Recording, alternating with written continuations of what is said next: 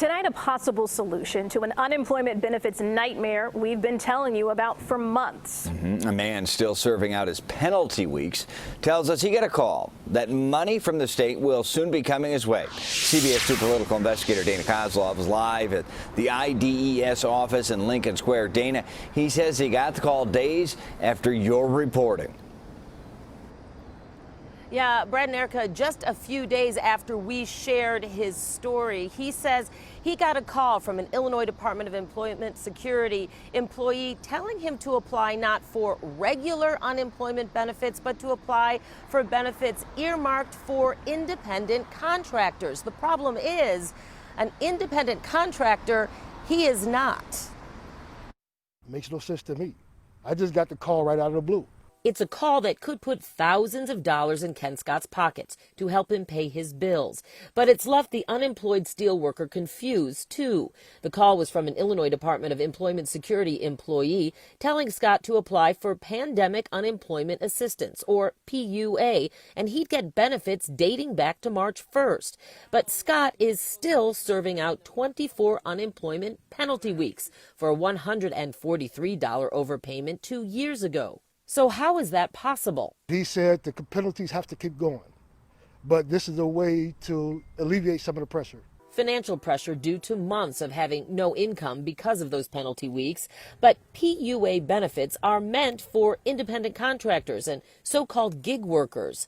Ken Scott is neither. I did ask him, is this something being done for people who are going through this with penalties? I never got an answer. Scott's call came 4 days after we first introduced viewers to him and his penalty week struggles. That same week, State Senator Selena Villanueva sent Governor J.B. Pritzker this letter asking for an immediate revision to the penalty week law during the pandemic to help thousands of people like Scott. Senator Villanueva tells me she knows the governor got her letter, but has heard nothing else. And Scott's potential good news is still peppered in frustration. When I tried to put in to go back to March 1st like he instructed, it kicked me out. So that's something now he has to deal with. He's put back in the callback system, which, as we've reported, could take weeks or more than a month for him to get a call back. I did sent 2 emails to IDES spokesperson Rebecca Sisko today, one this morning, one this afternoon, specifically asking her for clarification. Is this a change being made to the penalty week system just for Ken Scott, or is it happening system-wide? I have yet to hear anything back from her. Brad? Dana, we've heard stories before, almost like IDES workers so frustrated they try to circumvent the system just to help out the unemployed, which hypothetically could get the unemployed more penalty weeks. So that aside, let's go back to this letter sent to Governor Pritzker. Has he commented on that? On the request by the senator, right, to waive those penalty weeks during the pandemic. Well, I reached out to his spokesperson last week by email and again today, asking for his response to the letter, if he's going to implement any changes to that penalty week structure.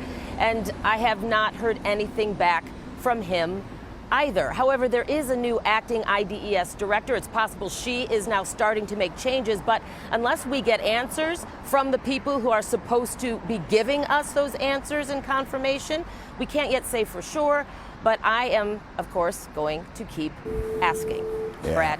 We know you will. And multiple states. How many states do we know of have had this problem and have eradicated them during the pandemic because of these issues?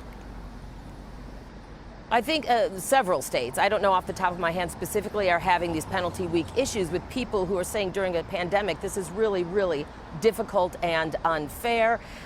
We know for sure that New York and California have either changed laws or found a workaround, a way to waive those penalty weeks during what they have called a state of emergency. And we understand other states may be working on the same solution. But up until this point, at least, and maybe possibly until right now, Illinois has not budged. Okay.